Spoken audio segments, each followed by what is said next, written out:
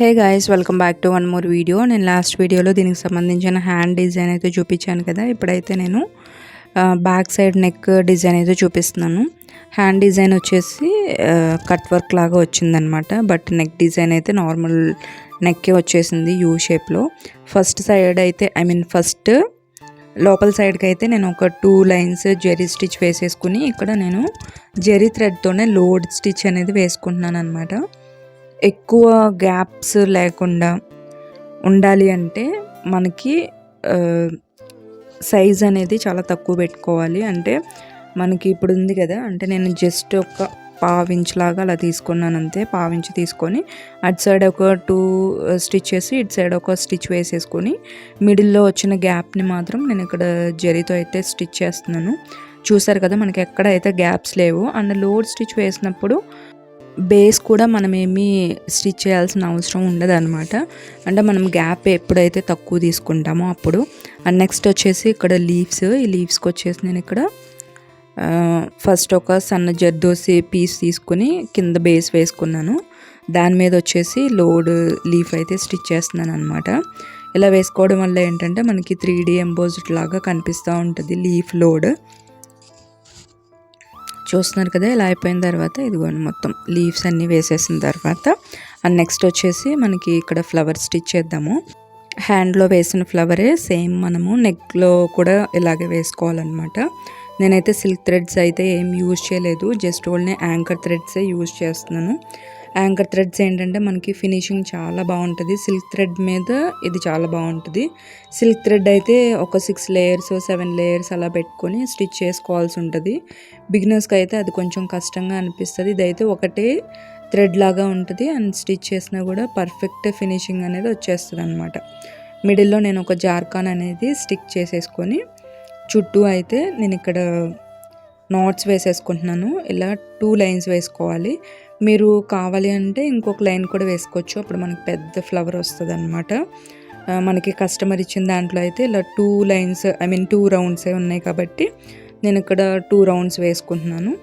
And ఇక్కడ ఈ నాట్కి వచ్చేసి 3 రౌండ్స్ వేసుకోవాలన్నమాట. 3 రౌండ్స్ థ్రెడ్ వేసుకుంటే మనకి పర్ఫెక్ట్గా సరిపోతుంది. 3 or 4, ఇంకా అంతకు మించి మీరు పైకి వెళ్ళకూడదు. ఎందుకంటే ఇంకొంచెం రౌండ్స్ వేసేసారనుకోండి ఆ నాట్ అనేది లేచి ఊడిపోయినట్టు ఫినిషింగ్ అయితే బాగోదన్నమాట, సరిగ్గా రాదు. ఇక్కడైతే ఇదిగోండి మొత్తం అంతా కూడా 2 రౌండ్స్ వేస్తున్నాను అనమాట. జార్కాన్ చుట్టూ 2 రౌండ్స్ వేసుకుంటున్నాను. 2 రౌండ్స్ వేసేసుకొని ఇక్కడ ఎండ్ నాట్ అయితే వేసేసుకుంటున్నాను. మన సబ్స్క్రైబర్ ఒకరు అడిగారనమాట, ఎండ్ నాట్ ఎలా వేయాలక్క ఇలాంటి ఫ్లవర్స్ స్టిచ్ చేసినప్పుడు అని. నేను అది కూడా మీకు చెప్తాను ఎలా వేయాలి అనేది. వీడియో అయితే రికార్డ్ చేశాను, దాన్ని కూడా పోస్ట్ చేస్తా త్వరలోనే. అండ్ ఇక్కడ వచ్చేసి మనకి ఈ థ్రెడ్లో 6 లేయర్స్ ఉంటాయి. నేను దీన్ని 3 కింద డివైడ్ చేస్తున్నాను అనమాట. 3 థ్రెడ్స్ ఇదిగోండి ఇలా 3 థ్రెడ్స్ డివైడ్ చేసుకొని సీక్వెన్స్ మనం తీసుకున్న సైజ్ బట్టి ఒక రౌండ్ వేసుకోవాలా 2 రౌండ్లు వేసుకోవాలా అనేది మీ చాయిస్ అనమాట. ఇక్కడ నాకైతే థ్రెడ్ని నేను 2 రౌండ్స్ వేస్తున్నాను అనమాట నాట్ కోసము. మనకి సీక్వెన్స్ ఎక్కువ కనిపించాలి అంటే గనక మనం ఎక్కువ రౌండ్స్ వేయకూడదు. నాట్ అనేది జస్ట్ 1 or 2 నాట్స్ వేసుకుంటే సరిపోతుంది. ఒకవేళ పెద్ద సైజు సీక్వెన్స్ తీసుకుంటే కనుక అంత పెద్ద ప్రాబ్లం ఏమి ఉండదు. మీరు 1 వేసుకున్నా 2 వేసుకున్నా 3 వేసుకున్నా కూడా బాగానే ఉంటుంది.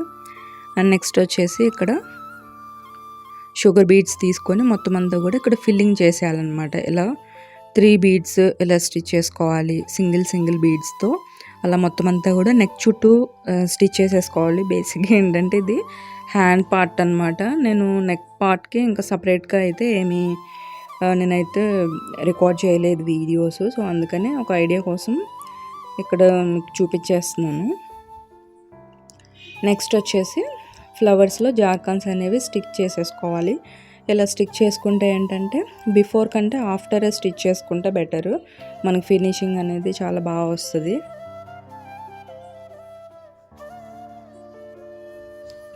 చూస్తున్నారు కదా, ఇలా అంతా స్టిచ్ చేసేసుకున్న తర్వాత ఇదిగోండి ఫైనల్ అవుట్పుట్ అయితే ఇలా ఉందన్నమాట.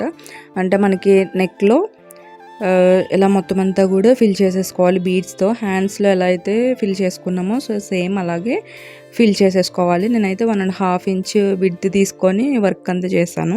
వీడియో నచ్చితే లైక్ చేయండి. మళ్ళీ వీడియోలో మళ్ళీ